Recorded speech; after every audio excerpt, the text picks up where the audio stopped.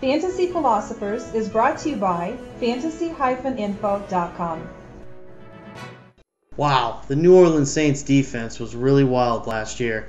As, really against points against the run, and against the pass, they finished 20th or worst in the league in all those categories. Now, you wouldn't think they would be much of a fantasy-relevant defense or a defense that was good enough to help a team go and win a Super Bowl, but that was exactly the case. And why? Because they were probably the best team on turnovers.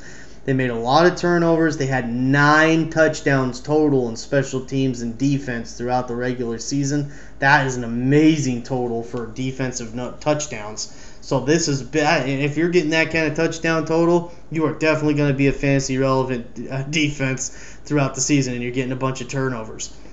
So this was the way that the Saints were. They were a team of disruption, not necessarily of shutting you down and a lot of 3-and-outs and whatnot. They were more of just disruption, taking the ball away from you, and then playing with a lead. I don't expect this defense to have the kind of year they had last year. Rarely do we ever see a team come out and have, back-to-back seasons of maybe 6 touchdowns or more or anything like that. To have 9 is just ridiculous. So for this defense right now, they're probably going to be drafted in fantasy drafts, but I suggest that you don't be the one to take them, really, because Darren Sharper, here's a guy that was he was great at making turnovers. He's been good at it his whole career. This offseason, I believe he had to have, microfracture knee surgery. So he's going to be limited this season to what he's been in the past. He's obviously aged. He's in his mid-30s, I want to say. Don't look for him to have the range or be the kind of guy he was, anything like he was a year ago. They'll still make some turnovers. They'll make some plays. But I just think that this year, that defense,